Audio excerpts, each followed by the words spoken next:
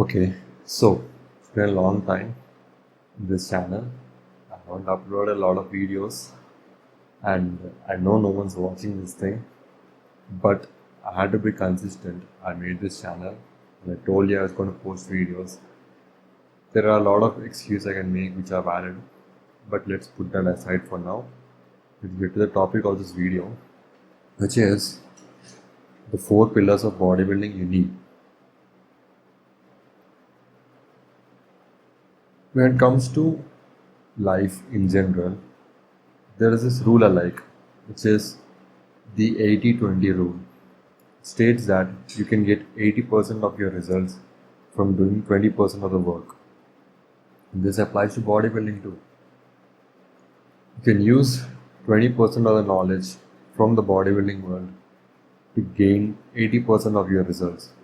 If you want to go from skinny to fat, muscular, this will help you to just learn these 4 pillars of bodybuilding, which will absolutely and essentially help you throughout your entire journey of weight gain.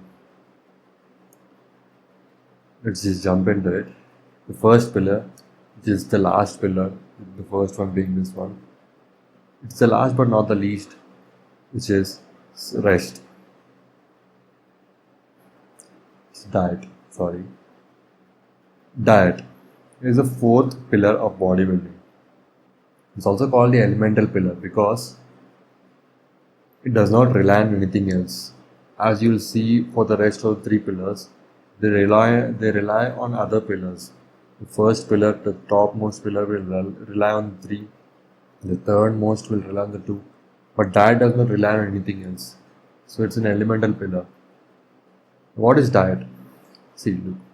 Diet is basically food you consume. That's it. You don't have to complicate it. And when it comes to actually what kind of diet you're supposed to have and how you should optimize it, just have these few points in mind. The first thing is eat a little more than you think you can if you want to bulk. The second point is eat a high quality protein source for each and every meal you consume. The third thing which is try to take as many complex carbs as possible and also healthy fats. And the rest, the fourth point is don't eat too many oily foods, junk food or sugary foods. That's it. Anything which contains any 3 of these, try not to indulge in them excessively. You'll be fine. These are the 4 points when it comes to diet. Why? The question will be, why is diet the 4th most important pillar of bodybuilding? So the thing is, when you go to the gym, initially let's assume this is you with no muscle. When you go to the gym and you actually weight train, what happens is not that you'll start gaining muscle from there. No, your body will go down, which means you've broken down muscle. So when you break something, it doesn't go up, it goes down. Your body goes down. Now, in order for your body to go from this stage to up, which is more than your current level, which you go through weight training, in order to go through this stage, your body actually needs nutrients and vitamins, nutrients.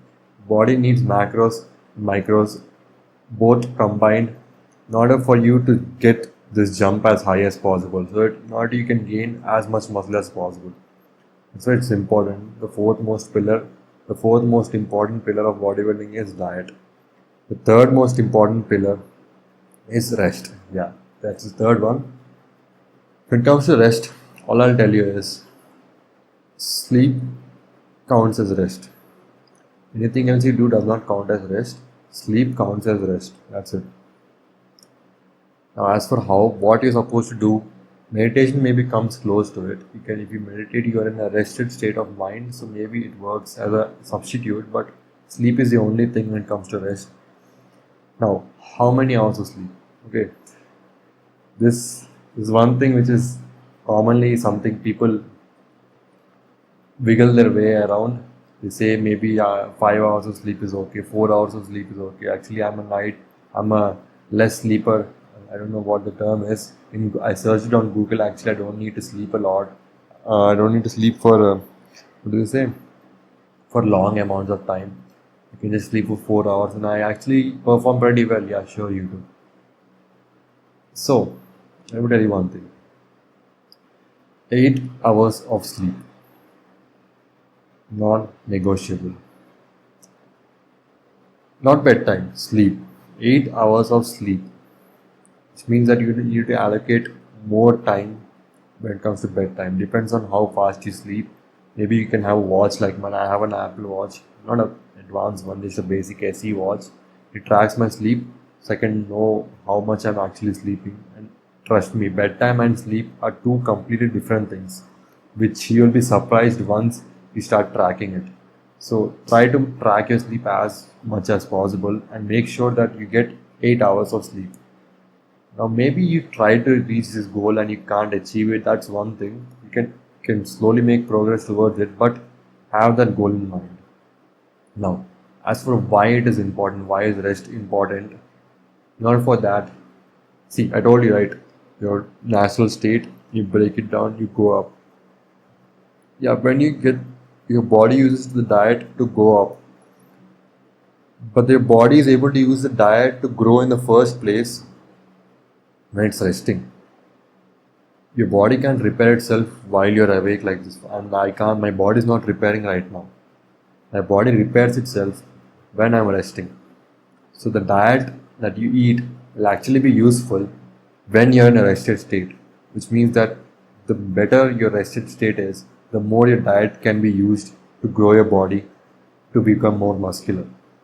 And so diet is important. And the third most important pillar of bodybuilding.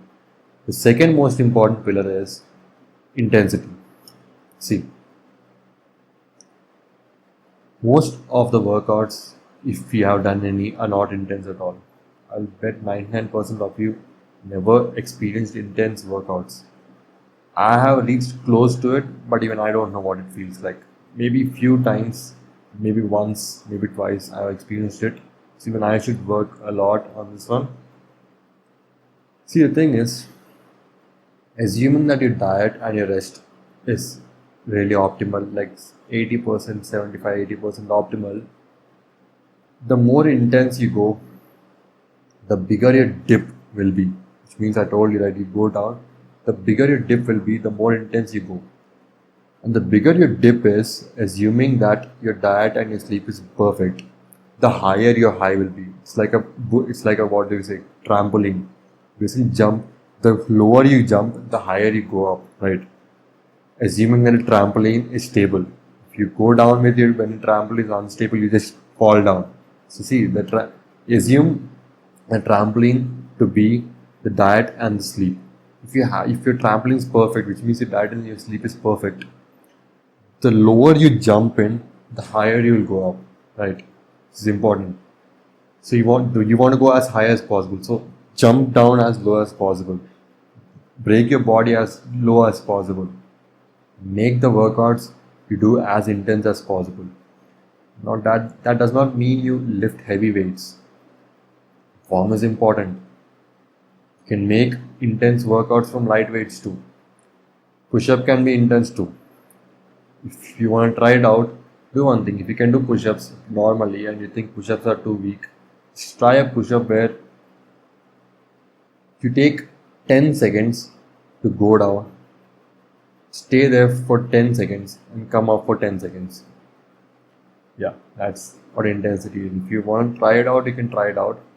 Just make sure you're approaching as close to pain, physical pain, not just slight muscle soreness, actual physical pain to your muscle as possible. The more you do that, the more your muscle will grow. It's not even a joke. There's a principle called the Henneman size principle, which states that the more your body is brought close to an intense activation of a muscle, the more motor neuters. What is the term? No, it's not. Neural motors. I don't remember. Basically the muscles. The more muscle it has to actually utilize to perform the task, and the more muscle it utilizes.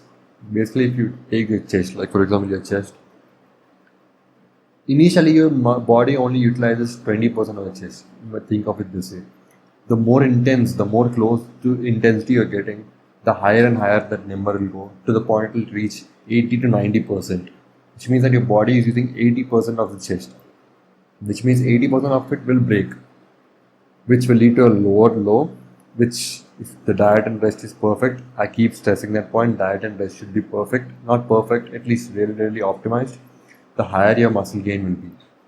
So, if you want to improve your muscle building process, just do your diet and your rest properly and go as hard in the gym as possible. As hard. You can be doing one set like I do. I just do one set for each exercise except for my arms. So for my arms I do more than one, just two sets. So just go as hard as possible on the one set as you can. Just one set. Pick one for chest. It could be a superset too, a drop set, a superset, but pick one set and go as hard as possible in it, and you'll gain muscle. It's a principle. It's not just an observed statistic. It's an actual principle. There's a principle that exists in the scientific community, which states that the harder you go, the more muscle you will build. So, there are three pillars. The most important pillar, the first most important pillar, which actually it is important, is the first pillar, but I still don't like it that much because there are not a lot of actual things that you can do to directly affect this pillar, but which basically means that these three, like the diet, the rest, the intensity, will help with the first one. But this first one, there are a lot of other ways to improve that pillar so that you can get more results. And this actually is, even though I don't like it, the most important aspect is testosterone level. See, thing is, we all know what testosterone is. It makes us a man. That's it. You simply want to boil it down, it makes us a man. The thing is, you don't know how important it is. You know it's important. You just don't know how important it is. Let me tell you one thing.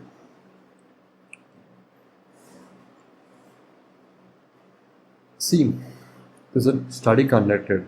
Okay, listen. I'm not going to bullshit you. You most likely know that thing. There were a group of people. One took steroids and worked out. One did not take steroids and work out. One didn't need that. None of this. No steroid, no workout. The person who gained steroids and worked out gained the most muscle, and the person who didn't work out at all and didn't take steroids gained nothing. The person who took steroids and didn't work out, and the person who worked out and didn't take steroids, this guy gained more muscle than this man. That's it. I know it's a controlled subject and it's a controlled study, but still, steroids improve your testosterone levels. It increases your testosterone levels unnaturally. Now, yeah, it is unnatural, but with this, you understood the importance of testosterone levels. The more testosterone you have in your body, the more muscle building capacity it has, and most probably the more muscle it will build. So now that you're interested in how to grow this testosterone, see, if you have your first three pillars perfectly, you will gain a lot of testosterone levels, because the first thing is diet helps your testosterone levels grow. The proper diet, the more proper diet you have, the more testosterone you will have. Or it's more of the more improper diet you have, the less testosterone you will have. Same for rest. The less rest you have, the less testosterone you will produce, your body produces. Same for intensity. The harder you work out, the more testosterone it increases. And so these three things will help you with the testosterone levels. Testosterone. I keep saying that thing a lot. So when it comes to this pillar, there are not a lot of other things you can do, although the things you can do to improve testosterone levels is a bit more philosophical, more than anything practical that you can do. There's no actual practical steps other than these three that you can do to improve your testosterone levels. But there are philosophical ways. See, testosterone is basically an indicator of a man. And what is a man?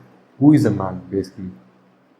He's someone who has a purpose.